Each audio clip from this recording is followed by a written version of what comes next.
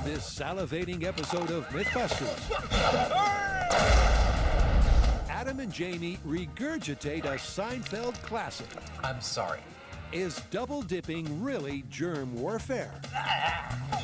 Plus, they're falling over themselves, finding out if a banana peel is a guaranteed slapstick wipeout. I've never seen him like that. Meanwhile, Harry, Grant, and Tori have a blast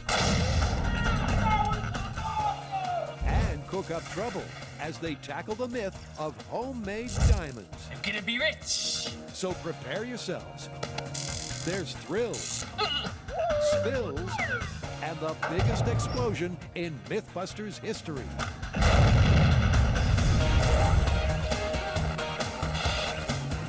Who are the MythBusters? Adam Savage. Oh, check out my new bulletproof vest, man.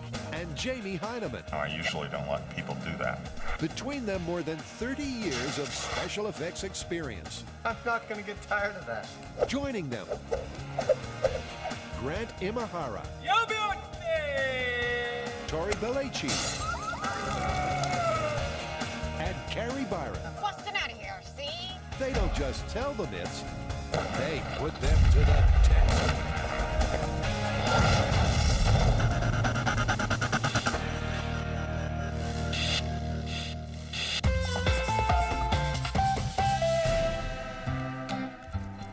Dare I ask why we're juggling bananas? It's because of one of the oldest gags in slapstick comedy that we're gonna test. That every banana peel left on the ground equals someone walking up to it and slipping and falling flat on their keister. The old slipping on a banana peel routine. Exactly. According to the laws of comedy, a discarded banana peel is an unavoidable fall magnet. But is the peel really a guaranteed guffaw, or is it a load of shtick? Such a lovely display. Thank you. Where do you think we should start? I'm gonna go out on a limb here and say I think we should peel one of these, put it out on the floor, try slipping on it. No need to overcomplicate things. Let's go. All right. So to find out if a banana peel can topple the Heineman, Jamie slips into something more comfortable, while Adam checks his insurance. Yes. No, one banana. Only one. I'm just gonna place one banana. Yeah, he'll be blindfolded. Well, it's just to see if he's gonna slip. You know, if one banana equals one person slipping. Yeah, exactly. Okay, I'll see you after it's done. That's the plan. And a blindfolded Jamie won't be able to see the peel, meaning gravity can take its hilarious revenge. You're just gonna take a leisurely walk forward. All right, stop. But unlike in the movies, Jamie's not hitting his mark. Until finally, bingo! You step right on it, nothing happened. And that's not quite the result the guys were expecting. So I could feel the banana peel when I finally stepped on it. But, you know, you feel something like that, you compensate for it. At no time did I feel like I was going to lose it and all of a sudden end up on my butt. The Heineman may be stealthy enough to avoid one peel, but surely there's no escaping a fall now. This gauntlet of banana peels, with their leathery tops and their slippery bottoms, is a virtual lethal gauntlet of slipping and falling. Let's see how the Heineman does. Go for it. But gauntlet or no gauntlet, Jamie remains unfazed. I think what I need to do from here is actually move quickly enough that it doesn't matter whether I know it's coming or not. If I slip, I'm going to fall. And even at full speed, there's still no banana. Good job. Oh, it's not looking good for this myth. Can I take this off now? Yes, you can. That's better. Your mustache is all funky. That's better. Well, one banana, no slip. 10 bananas, a little bit of slip, nothing spectacular, even when running. So I think we need to do some testing and find out just how slippery these things actually are when compared to other slippery things. And that means it's time to get scientific. There's two kinds of friction we want to look at here. One is called static friction, and that's from a stop to a start. There's a secondary one, which is dynamic or kinetic friction, which is how much resistance the banana peel has to moving while it's moving. And I'm going to build some rigs to test both and compare banana peels to some other slippery things. Let's get this straight. When you slip on a peel, there are two types of friction in play. First is the static friction, which the banana peel must overcome to start moving. And then once in motion, kinetic friction is the peel's resistance to sliding. And first, to test static friction, Adam's whipped up just the thing. Let's start with this shoe and 4 pounds of weight in it and see what its static friction angle is. Okay. 10, 20, 45. 45 degrees for the shoe. That's the control. And with the banana peel, 10, 15. There it is. Yep, 15 degrees. so the peel cuts the static friction by a factor of 3. What's slicker than a banana peel? Well, I happen to have some animal birthing agent laying around. By comparing them with this super slick lube, the boys can work out where the banana peels sit on the slipperiness scale. Okay. 5, 10, 15, 20. I was going to stop it, but I didn't want to touch it. The physics of this slapstick myth are looking good. Surprisingly, the static friction of the banana peel is lower than the lube. However, there's one more thing to test, and that's the kinetic friction. This is a device for measuring just that, the amount of force it takes to pull it once you've overcome the static friction. Once again, the shoe is their baseline. Jamie gives it a nudge to get it moving. I'd call it about 14 pounds. That looks about right to me. But with the banana peel, that number halves.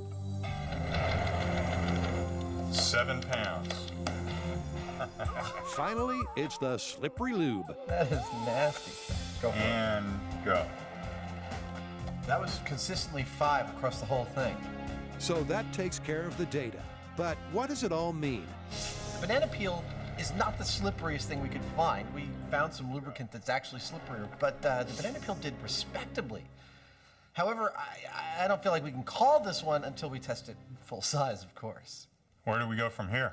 Well, you know, it's funny. With all the testing we've done so far, we still have yet to see anyone slip.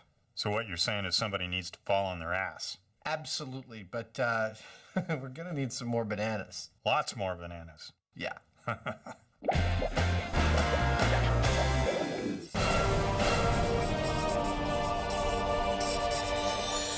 What's up with the bling?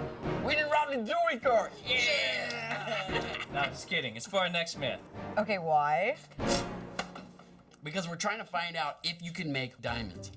Aren't there companies that already do that? Yeah, but they're like $1 million machines. I mean, we're gonna do this different. We wanna see if you can make diamonds on your own in the comfort of your own home. Oh, okay, so homemade diamonds. Oh, yeah. There's all these schemes on the internet where you can make them in your own kitchen. You don't need any of these fancy machines. And in the end, you get diamonds. Yeah, and we have 3 different techniques. One is using peanut butter in a microwave. Another one is using molten iron.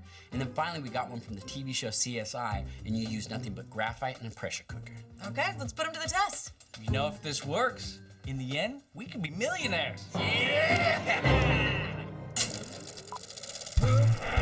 The traditional way of getting your hands on a diamond used to be either mining or marriage. But modern science has brought us synthetic diamonds, created in labs using multi-million-dollar technology. However, according to this myth, you can make your own precious gems, all from the comfort of your own home.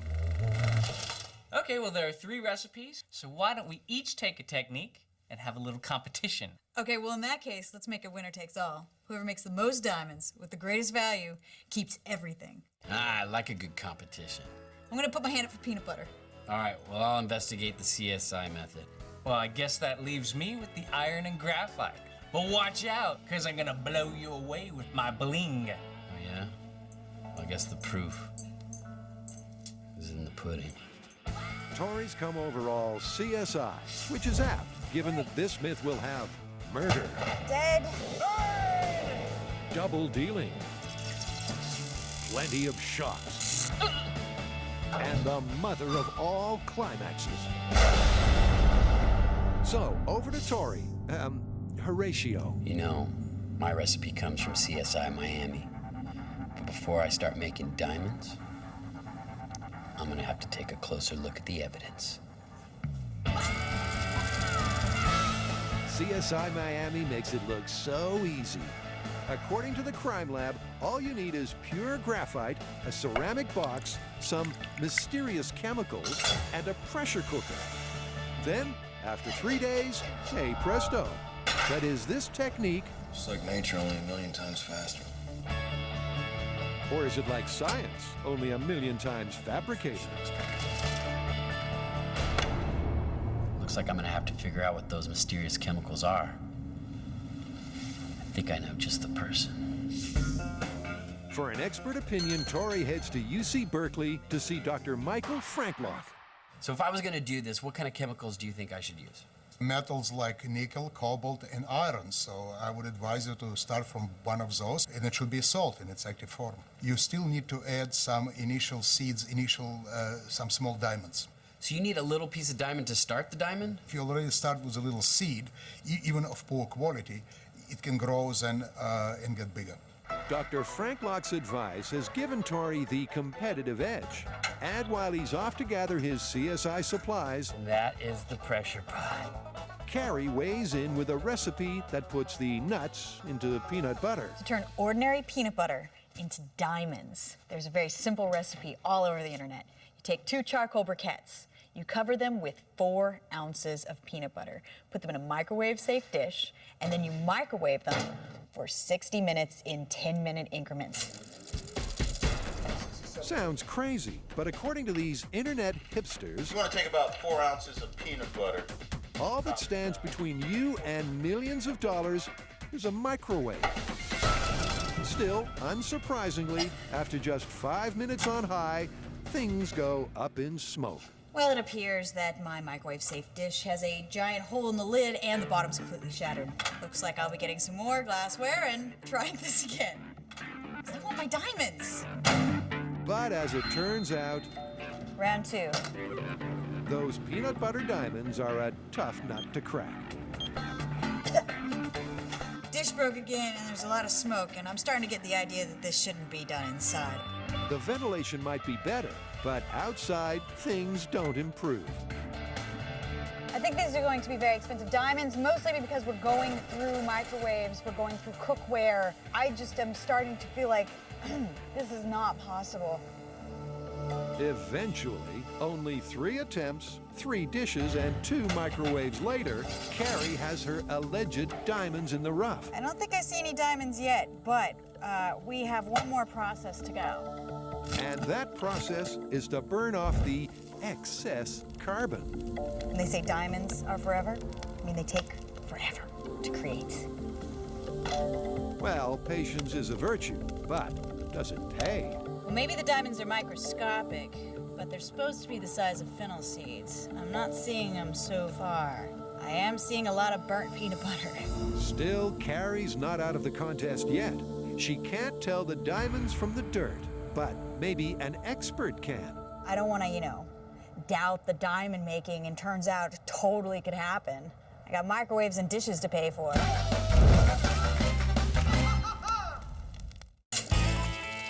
Everyone knows monkeys go ape for bananas. They're a delicious treat for primates and people alike. But in slapstick comedy, the banana serves a more sinister purpose.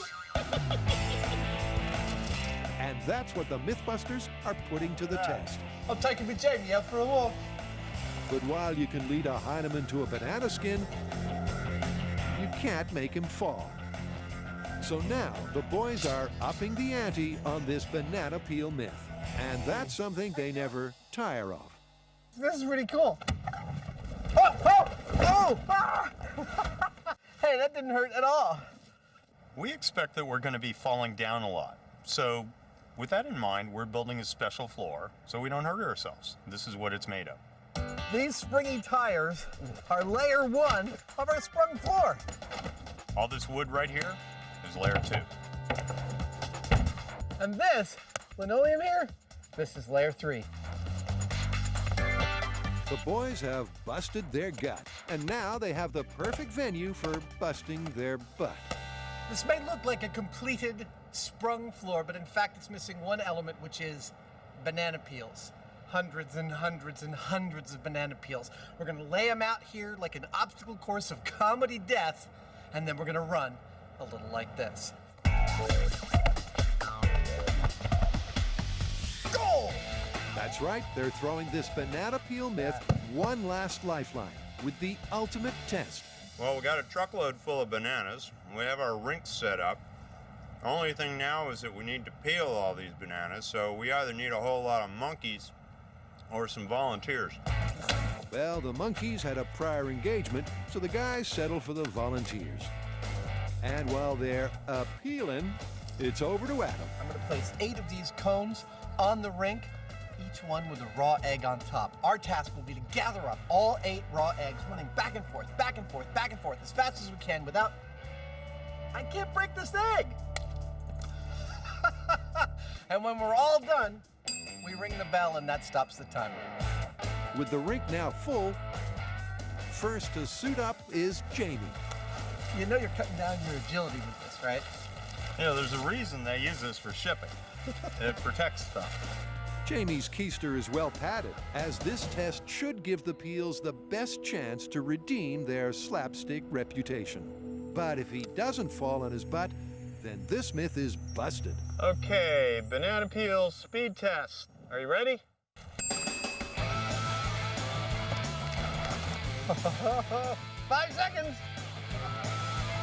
10 seconds. 15 seconds. He's not falling down. He's done it again. Jamie's gravity-defying powers are spooky.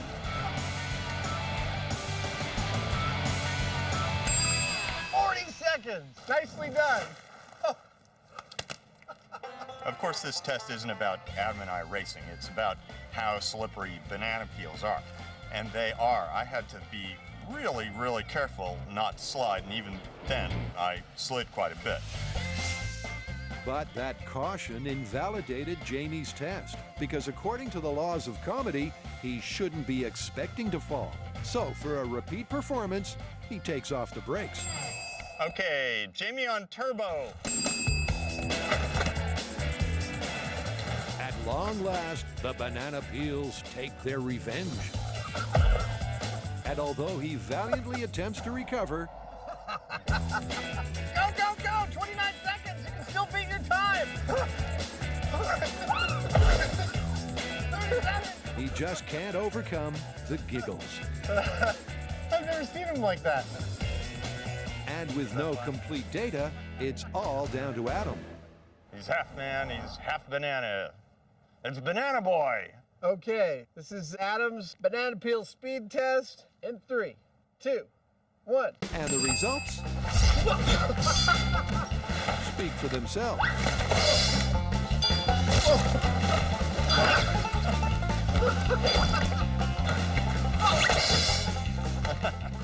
Hurry up. 52.2 seconds. That was so much fun! That's 6 falls in less than a minute. Which means that this myth is back in plausible territory. As if there was any doubt before this, Adam has definitively proved that banana peels are slippery. I think he spent more time upside down than right side up when he was doing this course. The real question is, how do they compare against, like, the ultimate slipperiness? And that's pretty much what the next test is all about. But no one's testing anything until you clean this mess up.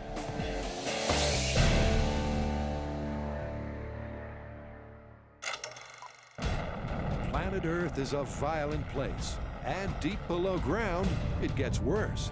Here, immense heat and pressure transform carbon into a girl's best friend.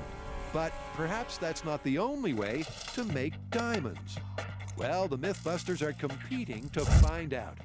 Carrie's chances appear slim. I don't think I see any diamonds yet. But Tori's done his research, and he now has a solid lead on that annoyingly vague CSI recipe. Now, I have everything I need to start making diamonds. First, I have my pressure cooker. I have my ingredients. I have my hunk of graphite. The chemical that I'm going to use is ferric nitrate.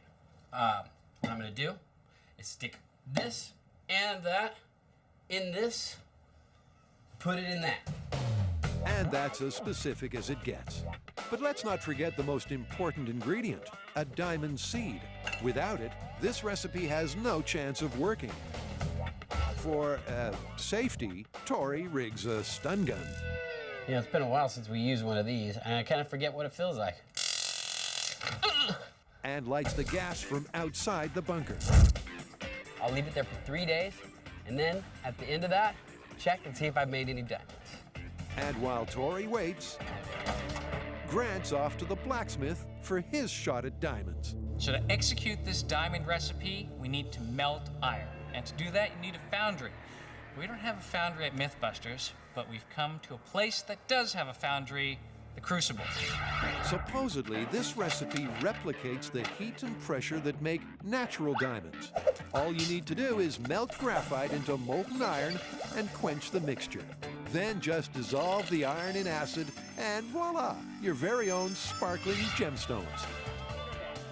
So to get this recipe fired up, Grant enlists master smelter Nick DiFilippo. All right, So it's here you go. The graphite and iron go into the furnace to be heated to 2,500 degrees.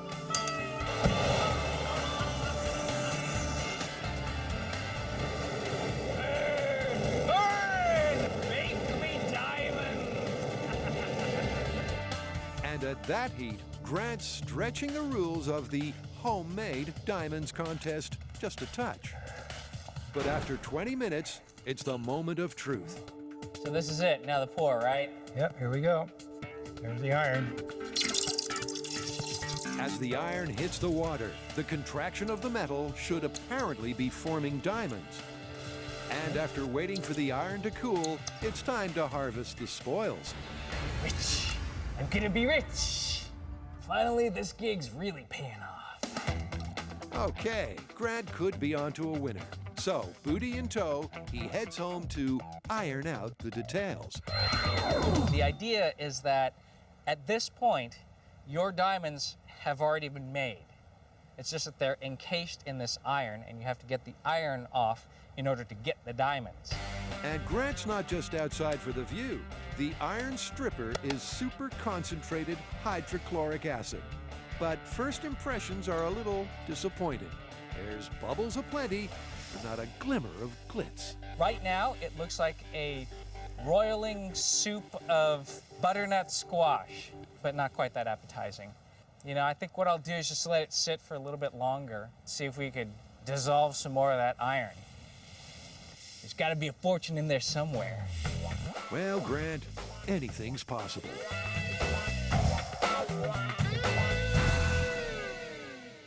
I know we're in the middle of competition, but I think it's important to talk about what a diamond actually is. Diamond's an allotrope of carbon, graphite being another. And what makes it so special is that all the carbon atoms are arranged in an isometric hexoctahedral crystal lattice. Yeah, and it's that structure that gives the diamond its strength and its ability to disperse light. And they're so expensive because they're so rare and hard to find.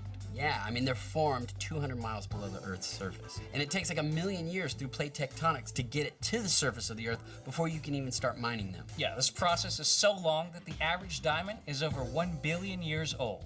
Now, I'm pretty sure we don't have that much time on this one. Well, I guess we better get back to work.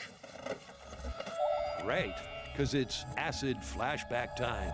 Okay, so I've let my iron dissolve overnight in the acid, and now it's time to harvest my diamonds. Grant neutralizes the acid, but the results are low on sparkle. I think what we're gonna have to do is take this somewhere where they can see if there's a diamond hidden somewhere in the rough. If they're in there, they're hidden well.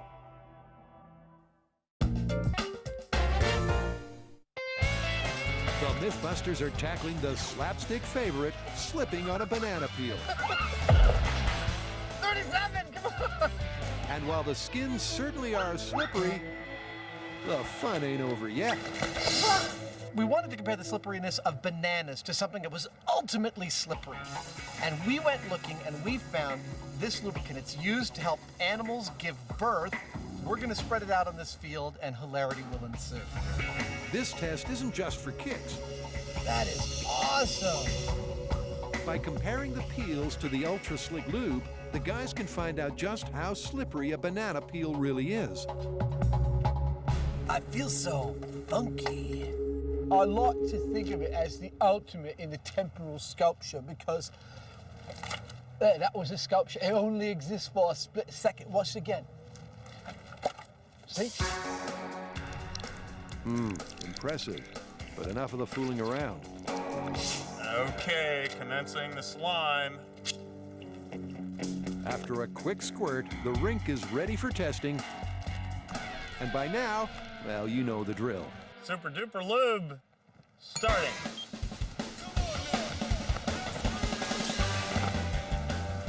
And it's a hop, a skid, and a thud till the lube takes Jamie out. Come on, get up! 37 seconds!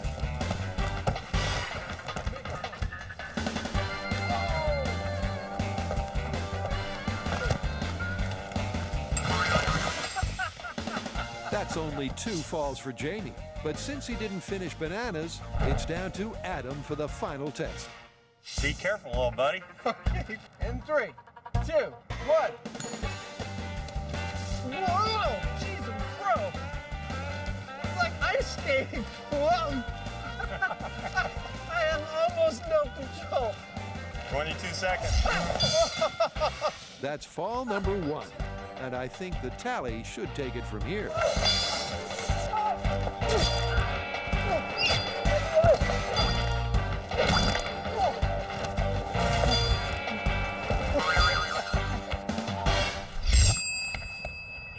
What was my time? 1 minute, 20 seconds. That was no faking, man. It gets worse the farther you go. Clearly, with 2 more tumbles and an extra 30 seconds on the clock, falling down with the lube was practically compulsory. The problem once you fell down is that you couldn't get back up. All my knees and elbows are all slick plastic. You're like, whoop, whoop, you know. Getting up was a real problem. So what's the verdict on the lube versus the peels? If I had to give it a rating, I'd call our birthing agent a 9. I could conceive of something more slippery, like a field of roller skates. But within that, I'd say that bananas were easily a 6. This one's just for fun. With that out of his system, the boys can make like a banana and split. So, how do you want to call this one? Well, what exactly was the myth we started out with? Okay, according to the laws of comedy, the myth is that 1 banana peel plus 1 person equals 1 person on their butt. Well, then we'd have to call it busted, because a banana peel was definitely not a guarantee that you were going to fall. But I do have to say that with their leathery top and that permanently lubricated underside, they're perfect for slipping on. I'd say this is busted, but only just. Agreed.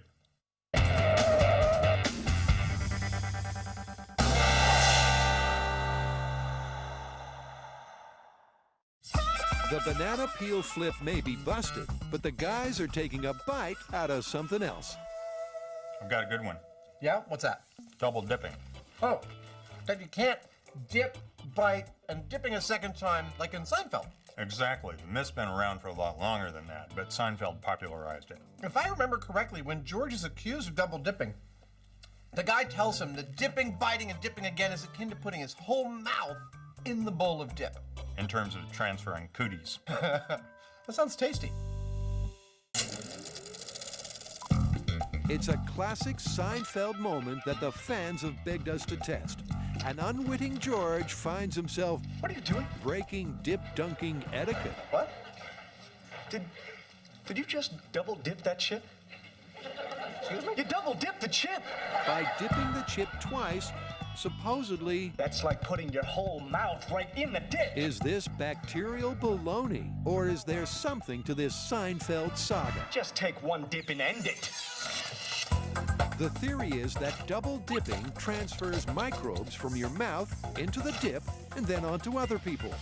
But can the germs inside your mouth really hitch a ride on your chip of choice? So, what's your plan on this one? Oh, we got some chips, we got some dip, and I think it's time to bring back our old friends, the Petri dishes. So, we'll do control, we'll do double dipping, and then we're gonna put our old mouths in the bowl. We'll get separate bowls. You want separate bowls? Yeah. Okay. Separate bowls it is, and with a bunch of soy agar Petri dishes primed for bacterial growth, it's time to double dip for science. We've got two kinds of dip, a cream-based dip, a salsa-based dip, and a bowl full of chips. Let me tell you how we're gonna do this experiment. First, before we touch anything, we're going to stick a swab in each of these kinds of dips and put them on an agar plate and try and culture them. That's our control. Then, we're gonna double dip in these dips. We're gonna dip, bite, dip again. Once we've done that, we're gonna culture them again and see if we've added any bacteria. But the story includes a third wrinkle, in which the guy says that double dipping is like putting your whole mouth into the bowl. So we're gonna do that. We're gonna take as much of the dip in our mouths as possible. It's gonna be really gross. We're gonna spit it back out, and we're gonna culture it one last time and see if that's equivalent to double dipping. You want some paper towels for your mustache? I'll worry about that, thanks. And it really is that simple. With each MythBusters swabbing 3 experiments, they're ready to incubate. Perfect. It's right around 98 degrees. So we want it right about the same as the human body, huh? Yeah, for roughly a day. We'll come back tomorrow and check it out. Okay. And thanks to the wonders of editing, time's up for the breeding bacteria. The biohazards are ready for their close-up, but there's a problem. That's the control, and there's already bacteria in the salsa. They check all the salsa-only controls, and everyone tells the same story. Even with no human saliva, the dips are already brimming with bugs. I don't know, man. What do you think? Means I'm more afraid of the salsa than I am of the bacteria that's come off of double dipping or our mouths. There's just so much noise from the salsa itself. I mean, we're trying to do a bacteriological test with a medium that already has a lot of bacteria in it. You can't see the forest for the trees. Clearly, we are going to need to do this test again and remove some variables. Yep, with the control showing more bacterial growth than Adam's feet, the boys are going to need a plan B.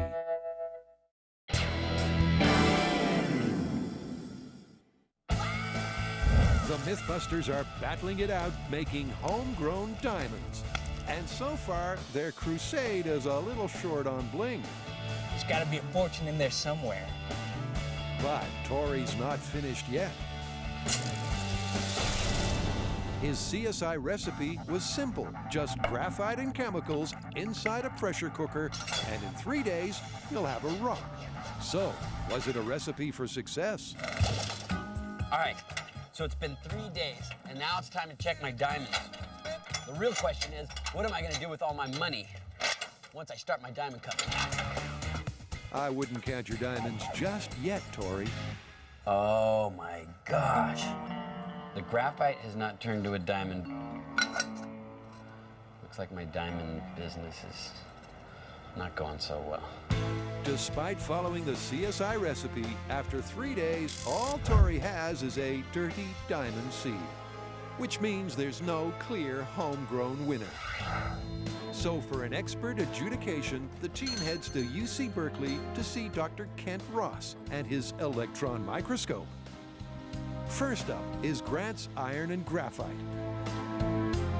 Nothing that I'm seeing now has a shape that says this has to be a diamond.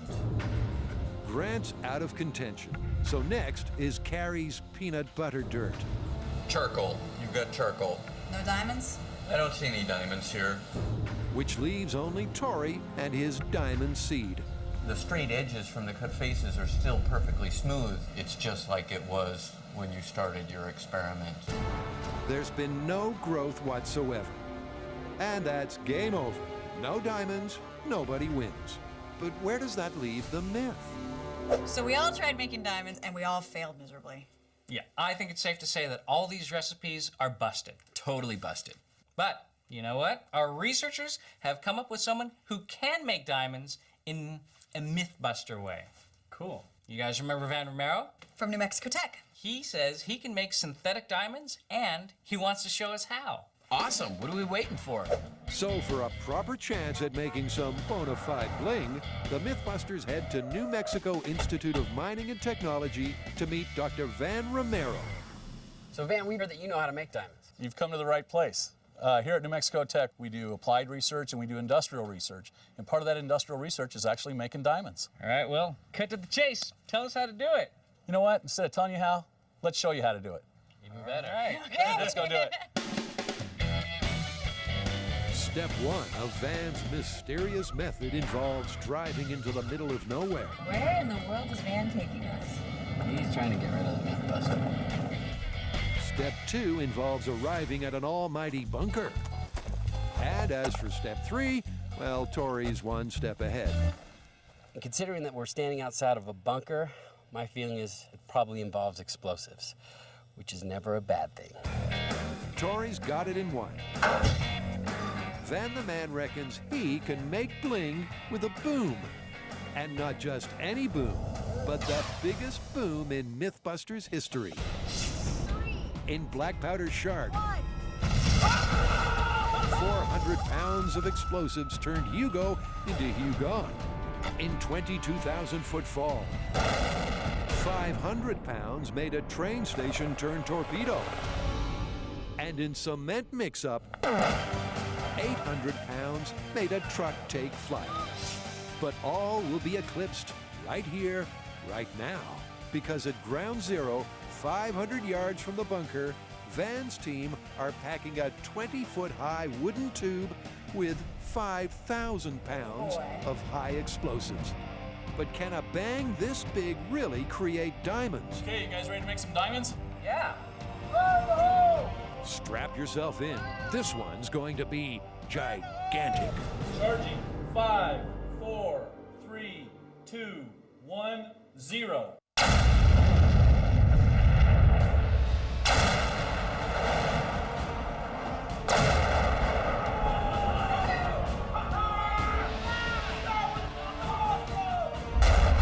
With over 10 times the might of any other MythBusters boom, it sure was a blast. But did it germinate any gemstones?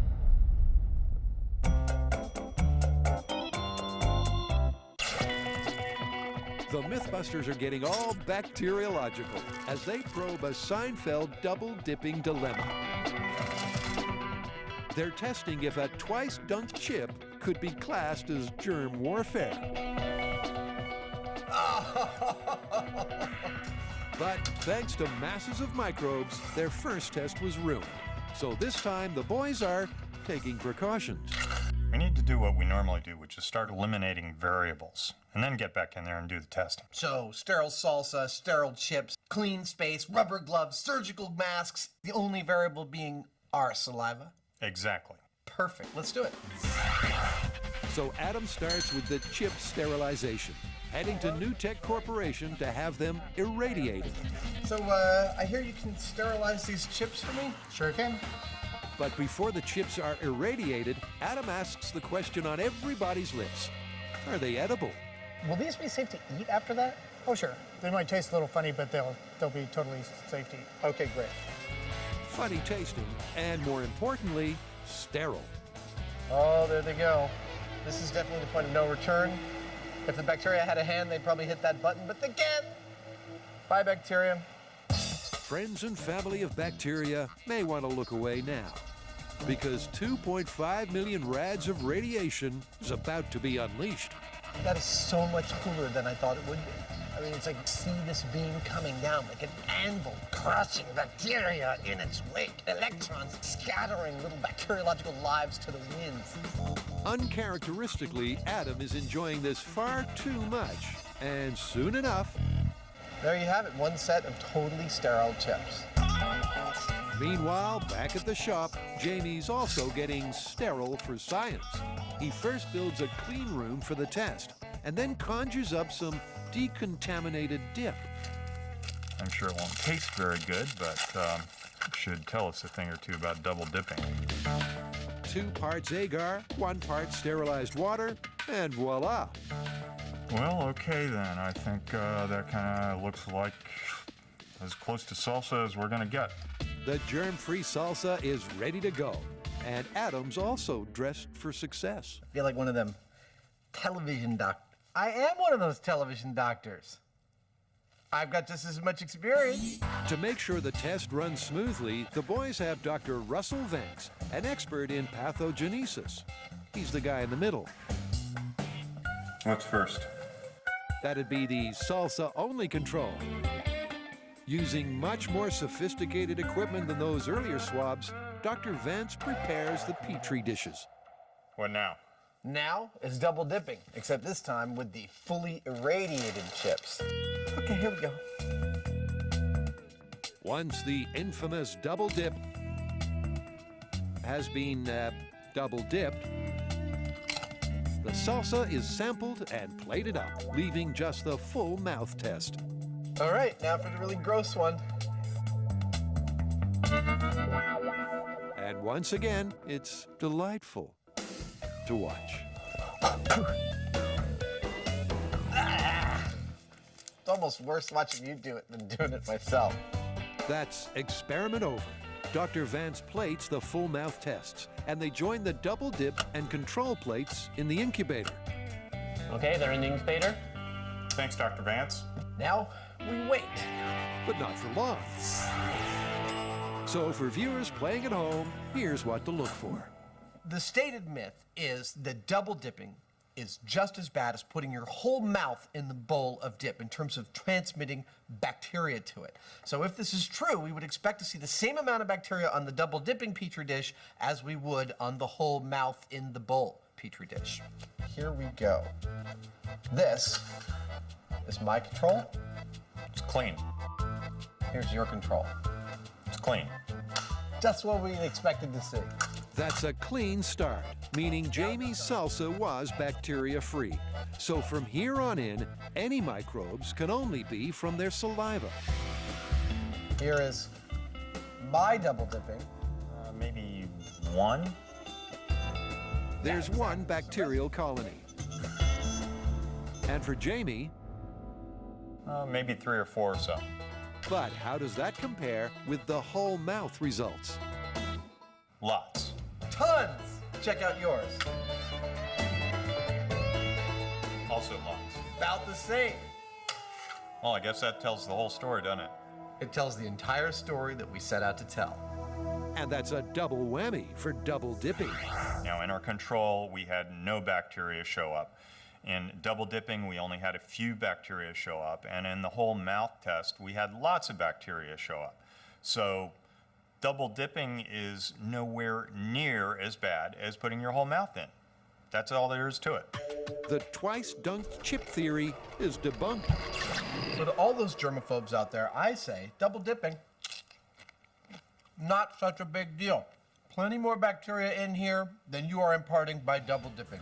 And besides, what the heck's your immune system for anyway? Indeed.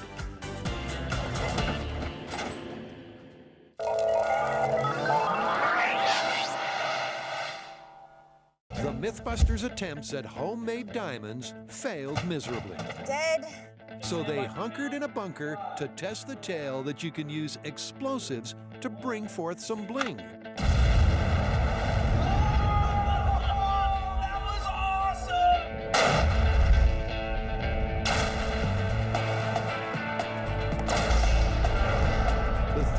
That the pressure and heat at ground zero is so intense, it converts carbon to diamond in an instant. So to delve deeper into that theory, it's back to the lab so the team can prep a more manageable diamond explosion of their own. And this time, they'll see the whole process. So when we do an industrial shot, A process that starts with an innocuous metal cylinder. so this is the device that we're going to be using, and we're going to have you guys pack the special sauce into the device here. This metal tube sits at the center of the blast. And in the center of that is a mixture of graphite, cobalt, and other chemicals. Same pressure. Same pressure. And once the chemicals are compacted and the device is welded shut, It's ready for detonation. Apparently, it really is that simple. All right, let's make some diamonds.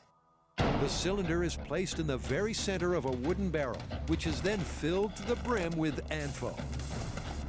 It smells good. Yeah. It smells like diamonds. Now, I know they say diamonds are a girl's best friend, but let's face it, if you're making diamonds with explosives, I'm starting to warm up to them myself. I'm really excited to see what we get from this explosion. It's not going to be as big as the one we saw earlier, but it's still going to be spectacular. It's a win-bling situation, so the team hunkers in the bunker once again. 5, 4, 3, 2, 1, 0.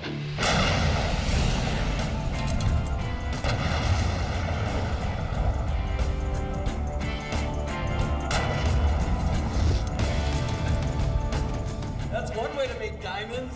Yeah. Cool. Let's see what we got. Did it go off? Yeah. That blast may have been a wee bit smaller, but the effect should still be the same. Diamonds, apparently. Oh. That looks in much better shape than I thought it was going to look. Look at that. Hot? Watch out, it's hot. Don't touch it. Here's some gloves to pick it up with. That is hot. Well, that's what we wanted, right? Pressure and heat. Yeah. So that was a pretty amazing amount of deformation of the metal. I mean, you start with a steel cylinder, and what you get after the blast is kind of a smaller sausage shape that's shrunken. And hopefully, when we cut it open, there will be diamonds inside. Back at the shop, it's the moment of truth as the very myth gets dissected. Tori's so confident, he's taking precautions against bling blindness. And Ready to see our diamonds? Show me the money. perfect. That's great. Excellent. Good job. Where's the diamond? Well, we got to take it through a few chemical processes first. They might not look like much, but after a quick chemical bath to remove the excess cobalt and graphite, they still don't look like much. But these are definitely diamonds. Gemstones, no. Diamonds, yes. So how much are these diamonds worth? About a quarter. $250,000? No, 25 cents. Oh, that was money well spent. I'm going back and getting diamonds the old-fashioned way. The blast may have mimicked the pressure and heat of the Earth's core. But even with all that explosive energy, the end result is still only cheap and cheerful industrial diamonds. We made diamonds in a completely spectacular, totally impossible to do at home way, but still, all that heat and pressure, we didn't get gemstones. Yeah, we made little diamonds. I mean, the kind that you use in industry, the kinds that you put on a drill bit or a saw blade, you know, stuff like that. So the idea of homemade gemstones, totally and completely busted. And like virtually all get-rich-quick schemes, this one's bogus. Don't you guys want to see that 5,000-pound explosion again? Absolutely. While the team may not have made their fortune with diamond gems, they did make MythBusters history. And this explosion is worth its weight in gold.